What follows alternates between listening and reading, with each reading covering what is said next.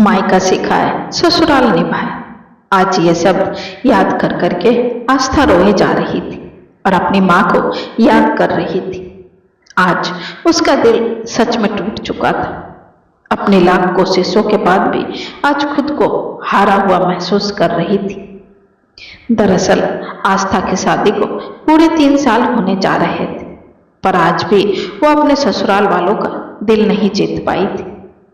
खुद को हर किसी के लिए बदला, पर फिर भी उसके काम में कोई ना कोई कमी जरूर निकाल देते थे और इस तरह की कमियां निकालने में आस्था की सासू माँ दामिनी जी सबसे आगे थी।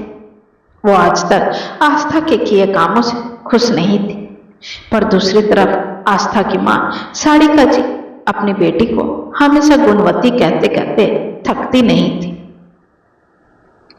सारिका हर किसी के पास अपनी बेटी का ऐसा बखान करती मानो उनकी बेटी से गुणवान इस दुनिया में कोई और नहीं।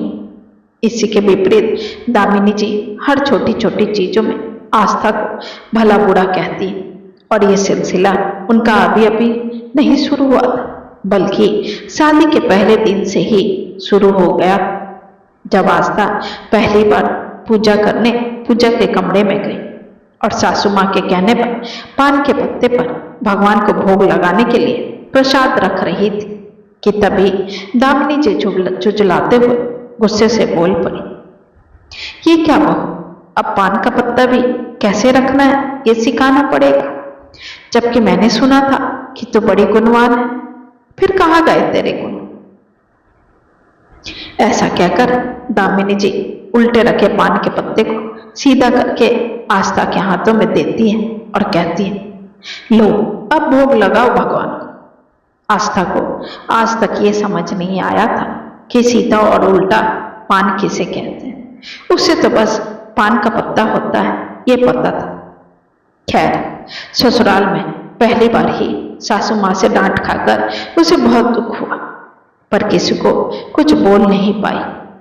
वहीं सासू माँ की जगह माँ होती तो बड़े प्यार से आस्था का गाल चुकर समझाती, पर सास तो सास होती है, उन्हें कहाँ फर्क पड़ता है किसी के तकलीफ से। खैर, इसी तरह दिन बीतने लगे और आस्था को हर दिन छोटी छोटी चीजों पर डांट पड़ने लगी। कभी चाय में चीनी कम है तो कभी ज्यादा चीनी डालकर मारेगी क्या।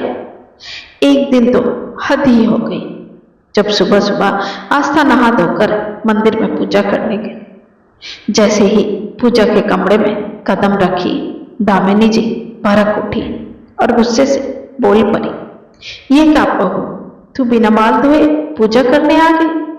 तुझे पता है ना कि नॉनवेज खाने के बाद बाल धोकर ठाकुर जी की पूजा करनी चाहिए। ऐसा कर, अभी कभी जा यहाँ से और बाल धोकर आ, वरना पूजा मत कर। दामिनी जी की बात सुनकर आस्था हक्की बक्की रह गई और उसके आंखों के गोर गीले हो गए। वो वहां से सीधे अपने कमरे में आ गई और फूट फूट कर रोने लगी। आज वो खुद को हर रिश्ते में हारा हुआ समझ रही। वो जितना कोशिश करती ससुराल के रंग में खुद को रंगने की, वो उतनी ही रंगीन होती जा रही। अब तो आहिस्ता आहिस्ता उसके चेहरे पर मुस्कान की जगह उदासी ने ले ली थी। उसकी उदासी अब घर वालों को भी दिखने लगी थी, पर कोई कुछ नहीं कर सकता था। लेकिन एक दिन सब कुछ बदल गया जब दामिनी जी की ननद कम्मो उनके घर आई।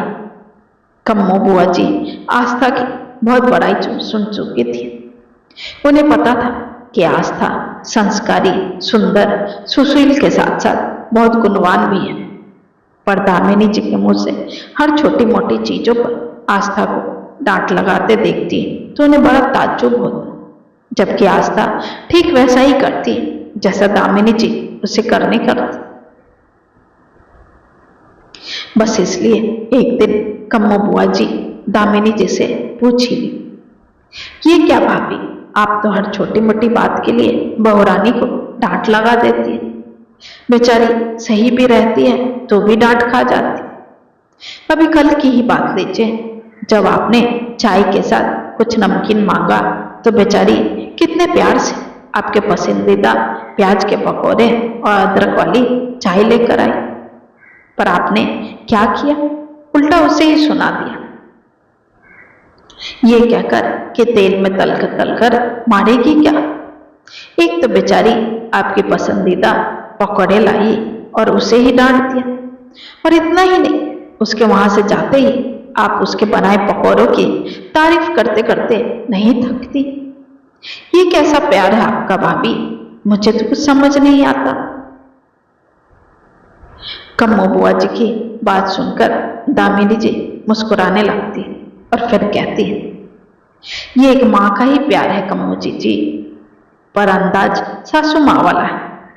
अब क्या करूं जी, मुझे पता है आस्था बहुत संस्कारी और गुणवान है, पर कुछ चीजें अभी भी सीखनी बाकी है। कल को मैं न रहूं तो उसे ही तो इस घर परिवार को आगे बढ़ाना है ना, और जितनी जल्दी सारे गुण सीख जाएगी उतना ही अच्छा होगा उसके लिए। हमारी उम्र तक आते आते वो एक कुशल गृहिणी बन जाएगी, बस इसलिए कटु हो जाती हूं मैं। अब आप ही सोचो, अगर मैं भी उसकी माँ की तरह नर्म दिल बन जाऊंगी तो ससुराल के दायित्वों को कैसे निभा पाएगी।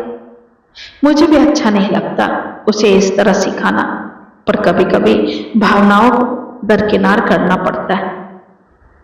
दामिनी जी की इतनी बारीक गृहस्थी की परिपक्वता को सुनकर कम्मो बुआ जी भावुक हो जाती और फिर कहती है, भाभी इसलिए आज मैं समझी कि माँ आपके बारे में ये क्यों कहती थी कि दामिनी के रहते मुझे घर गृहस्थी की कोई चिंता नहीं, वो सबसे परिपक्व है और सब संभाल लेगी।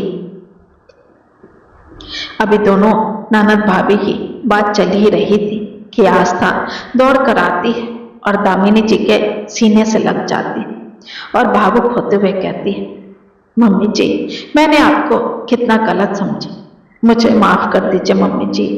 मैं आज तक यही समझती रही कि आप चाहती ही नहीं कि मेरी गृहस्थी चले, और इसलिए मैं खुद को संबंधों से हार मान लिया, परंतु आप तो मुझे हीरा बना रही थी ताकि आपकी और इस खानदान की परंपरा आगे बढ़ा सकूं। आस्था की बात सुनकर दामिनी जी पहले आस्था की आंखों से आंसू पोंछती, फिर कहती है, बहू इसलिए तो कहते हैं मायका सिखाए और ससुराल निभाए। ऐसा कहकर दोनों गले लग जाती है।